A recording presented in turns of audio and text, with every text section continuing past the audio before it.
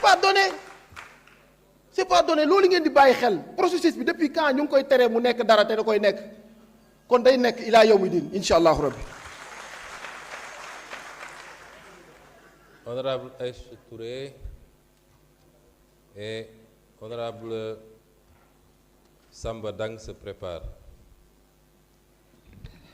Merci, Monsieur le Président de l'Assemblée nationale, Messieurs les ministres ainsi que vos collaborateurs, chers collègues, maa ngi leen di nuyu yéen ñëpp. damay def un petit rappel rek bi ñu fi doon jàllalee cas bloquant bi je faisais partie des manifestants ici devant l'Assemblée nationale dans le cadre du M23 parce que c'était une révision boo xam ne loi bu doon jàll ñu taillé ko sur mesure pour un clan mais aujourd'hui dama am fierté bu rëy bi nga xamee ne bépp loi boo xam ne tey ñu ngi ko ci proposition de loi bi la nekk askan wi moo ko tax a jóg te lii mooy rôle député moo tax dinaa fi taxaw te li mu jar dinaa ko def dinaa expliquer nit ñi lan moo tax ma di ko voter ci kanam. Monsieur le ministre, en 2009 ba may dugg ci politique li ma duggaloon ci politique mooy laal bi ñu laaloon constitution bi dëkk di ko laal pour intérêt crypto personnel d'un clan. ma ne woon nag en m'amusant j'étais plus jeune. ma ne comme sama waay ju bu góor dafa nekkoon garde rapproché du président le président étant le gardien de la constitution donc moom mu nekkoon le gardien de la constitution bu wuutoo constitution boobu ku ko laal dafa mel ni danga ma laal mais tey laal bu am njariñ la ñu laalee constitution bi. Monsieur le ministre am na loo xam ne mënuma ko comprendre parce que mënuñoo jukki lépp mënuñoo wax lépp mais am na loo xam ne mën nañ koo jukki si li nga xam ne proposition bi de loi bi la nekk ak yi nga xam ne dañ ko indi comme amendement. Monsieur le ministre yow naka nga mën a comprendre bu ñu nee diw dañ koy saytu buy génn buy dugg génn baa tax bu génn amul woon kenn du saytu nit buy dugg c'est incohérent, ça n'a aucune cohérence. Et je vous dis une chose en ce qui concerne l'Assemblée nationale jusque-là avant ñoom ñuy dugal seen amendement seuls les deux questeurs et le président de l'Assemblée nationale ñoom la ñu assujettiroon pour ñu def seen déclaration de patrimoine. Qu'est-ce qui s'est passé après? Tous les membres du bureau de l'Assemblée nationale dañ leen ci dugal gis ngeen sama ñaari collègues yi toog te féete ndeyjoor ak càmmoñ ñaari secrétaires généraux yi nga xam ne ñoo sekk le président bic rek la ñu yow di bind muy séance muy réunion waaye président de la République daf leen ne yéen di ngeen def seen déclaration de patrimoine waa kiy bind te yow papier ñu ngi nii toog waay buñ dee bind ku am fonds bu jege 9 milliards nga boore am influence si lépp luy dox si réew mi waaye yooyu war ngaa des ginnaaw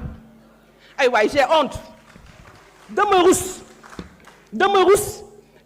parce que quoi que l'on puisse dire moom si suñu fàllare gii la génne parce que ñun ñoo bokk li ñun fi ñu nàmpatalee waaye na sant yàlla ba nga xamee ne ki nga xam ne mooy yenu projet bi assumer ko di ko assurer comme il le faut wàccu benn yoon woo looloo daal sama xel te incha allahu rabbi monsieur le président dinañ la gunge si jubal jubanti dinañ la topp si jubal jubanti danañ la gunge si jubal jubanti ku jubul nag bu ñu mënul si yow dara tey bés boo wàccee di nga rendre compte askan bi rendre compte bi nit ñi di bañ et là je pense que c'est tout à fait normal que réew bi bëgg a développer def ko nos pays d'Afrique fii ak nos pays africains dañu war a bàyyi loolu et ça moo ñu tardel pays Afrique parce que ku si nekk da nga jàpp ne ki lay contrôler daf la bañ pourtant bañu la dalay jàppale ñaari yoon jàppale bu njëkk ba mooy si bas monde bii ndax nit ku lay contrôler di la encadrer kooku moo lay may ëllëg sa ginnaaw bandang mais bi ci gën a doy waar mooy bi nga xam ne da ngay jàkkaarloo ki nga xam ne kenn du ko nax moi j'aime être contrôlé j'aime être accompagné j'aime être encadré pour la bonne et simple raison que kooku moo lay gunge ëllëg kooku moo lay jàppale ndax ku ci nekk di nga am benn bés boo xam ne doo ko bokk ak kenn ku ci nekk di nga am benn tàkkusaan boo xam ne wàllu suba doo ko bokk ak kenn donc képp koo xam ne daf lay jàppale si jub boobu képp koo xam ne daf lay jàppale si jubal boobu képp koo xam ne daf lay jàppale si jubbanti boobu parce que ku ci nekk am nga devoir envers des personnes ne serait-ce que sa famille la donc ku ci nekk war nga def jubal jubbanti ndax ku nekk am na koo war a jubbanti képp ku lay jàppale si ñett yooyu kooku mu ngi lay jàppale si bés boobu nga xam ne doo ko bokk ak kenn ñi lay tagg duñ fa nekk ñi lay remercier duñ la nekk ndax doomu aadama doo jaawale sa poos ak poosu askan wi defe naa loolu lu am solo na ku si nekk def ko yóbbal. Je vous remercie de votre attention.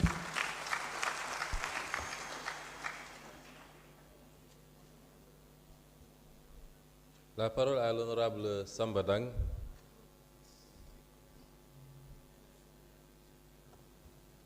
L'honorable Rohey Ndiaye se prépare.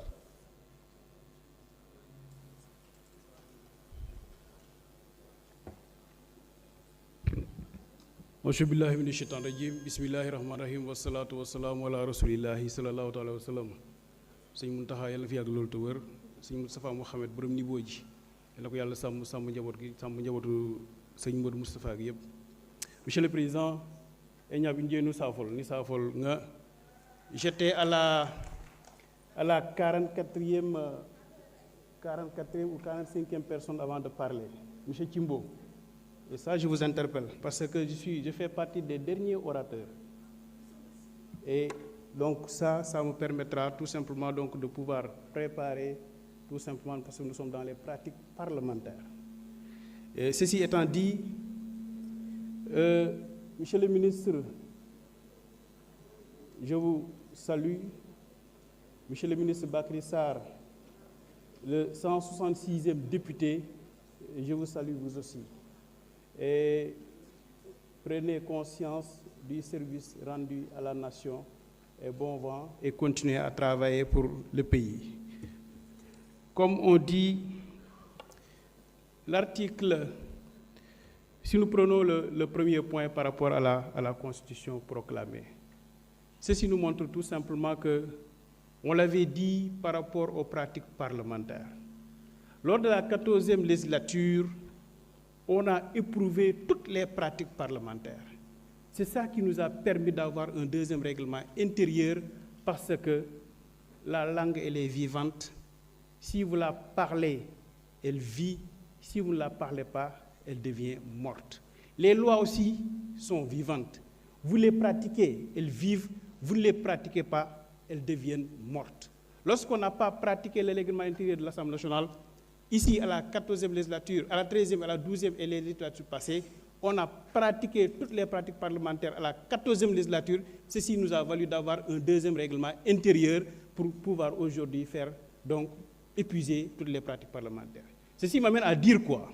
Ceci m'amène à dire que la Constitution aussi, il faut l'éprouver. Si vous éprouvez la Constitution, si vous pratiquez la Constitution, cela va vous permettre donc de sortir toutes les tares de la Constitution et de pouvoir proposer de nouvelles choses pour que le peuple puisse en bénéficier. Et je pense que cette Constitution, le peuple va en bénéficier. Je prends l'article 25 de la Constitution, les ressources